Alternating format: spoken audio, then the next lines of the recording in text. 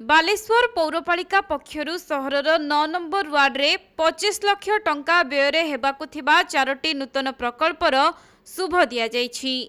पौराध्यक्षा सबिता साहू एवं काउंसिलर संजीव कुमार दास मिलित भावरे एहार भित्ति प्रस्तर स्थापन करथिले।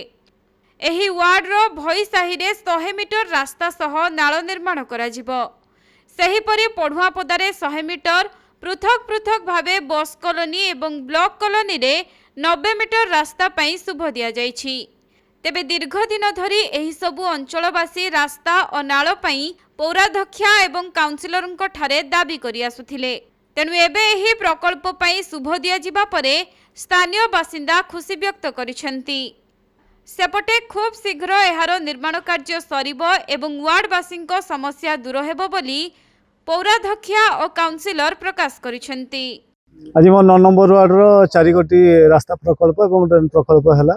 धन्यवाद देवी आमर चेयरपर्सन महोदय मैडम को। सी आज आम गणर वार्ड रे आसीथिले एवं आमर एठिकार अंचलवासी वर्षा पानी जेहेतु कि वर्षा ऋतु समस्या बहुत सम्मुखीन होइछन्ती।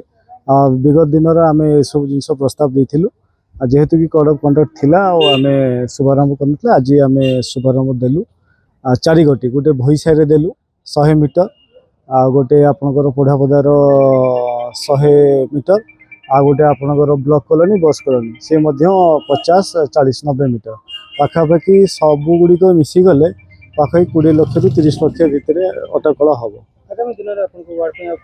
बहुत समस्या अच्छी आप देखु जो छिड़ा गोटे महानाल समस्या अच्छी आप देखिपे। विगत दिन 40 लाख टका प्रोजेक्ट आम जनईचु एवं अवगत करूँ। रास्तार मुख्य रास्ता स्रोत भितर रोचु वर्षा दिन हेले पानी समस्या हुए रास्ता घाट निम्नमान होती। तेणु मोर वार्ड आहरी विकासमूलक कार्यधारा लगे बहुत गुड़िक रास्ता प्रकल्प मुझे आगामी दिन ताकू परिपूर्ण करने आमर चेयरपर्सन महोदय को सहयोग लड़बी एवं एग्जीक्यूटिव अफिसर सहयोग लड़बी। बालेश्वर प्रसंजित सेठी रिपोर्ट के लाइव।